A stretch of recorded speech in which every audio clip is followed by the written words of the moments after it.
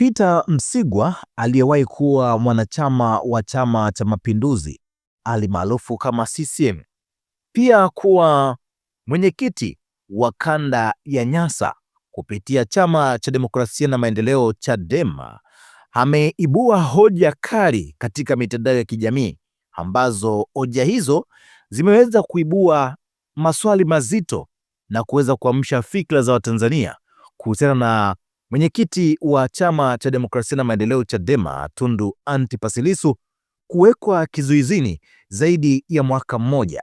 Sasa maswali ambayo ameweza kuyaibua na hoja ambazo ameweza kuzitoa.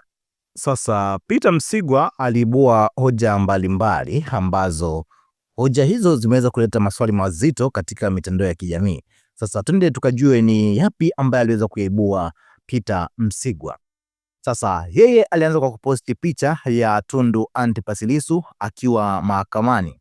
Alafu akasema kwamba kumweka kizuizini Tundu Antipas Lissu hakumaanishi kwamba umeweka kizuizini fikira zake.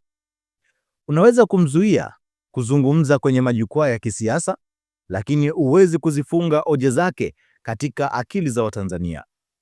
Unaweza kumfungia gerezani, lakini huwezi kuyafungia maswali aliyoyaibua kuhusu haki, demokrasia, uchaguzi, uwajibikaji wa serikali na mustakabali wa taifa letu la Tanzania.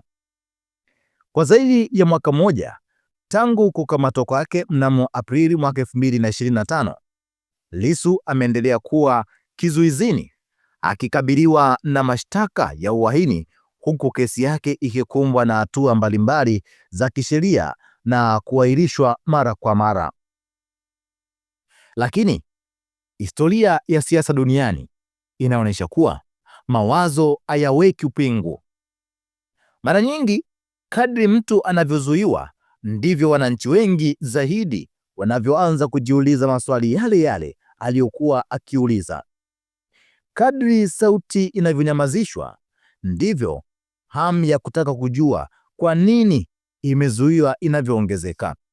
Ndio maana nguvu ya dola inaweza kuzuia mwili wa mtu, lakini si rahisi kuzuia ushawishi na mawazo yake.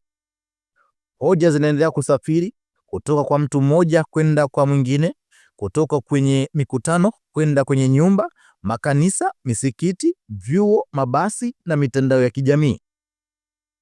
Swali kubwa katika jamii ya kidemokrasia sio kama mtu amefungwa au yuko huru. Swali kubwa ni kama hoja zake zimejibiwa. Kwa sababu hoja zisipojibiwa zinaendelea kuishi hata pale mwenye kuzibua anapokuwa kizuizini. Unaweza kumweka mtu gerezani, lakini huwezi kuifunga dhamiri ya taifa. Hoja, fikra na maswali huendelea kuishi ndani ya mioyo ya wananchi muda mrefu, na baadaye ya milango ya gereza kufungwa. Hayo akawa amesema Peter Msigwa. Lakini hapa chini kuna baadhi ya maoni ya wadau wameweza kuyatoa, na mimi nitakusogezea kama yalivyo. Huyu ni Wadri anasema kwamba ili kuona watu wema nayo itafika mwisho tu. Anasema kwamba hili la kuonea watu wema nayo itafika mwisho tu. Lakini Samueli anasema kwamba kauli ya kwamba huwezi kuifunga dhamiri ya taifa inajenga taswira ya kwamba dhamiri ya taifa zima iko upande moja wa mjadala. Ukweli ni kwamba Watanzania wana maoni tofauti kuhusu siasa, viongozi na mustakabali wa nchi. Hakuna mtu au kikundi chenye hati miliki ya kuwakilisha dhamiri ya taifa. Huyo ni Samueli akawa ameweza kutoa maoni yake. Lakini hapa Panther Faida anasema kwamba hivi vitisho kwa demokrasia ya nchi yetu. Hivi ni vitisho kwa demokrasia ya nchi yetu. Lakini mwingine hapa akaja kusema absolute.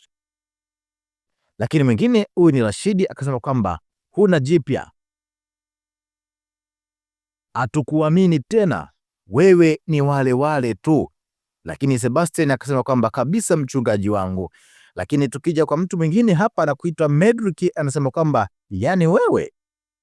Lakini hapa mwingine anasema kwamba huyu ni Steven, anasema kwamba you do not deserve to talk, keep your shit all quiet.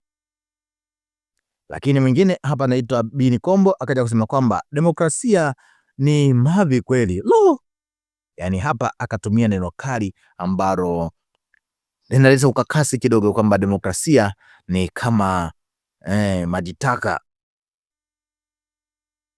Sasa mtazamaji na mfuatiliaji wetu, tuachie maoni yako, tuambie ni kipi ambacho unacho kutokana na hiki ambacho ameweza kukisema Peter Msigwa, na wewe tutayasoma maoni yako.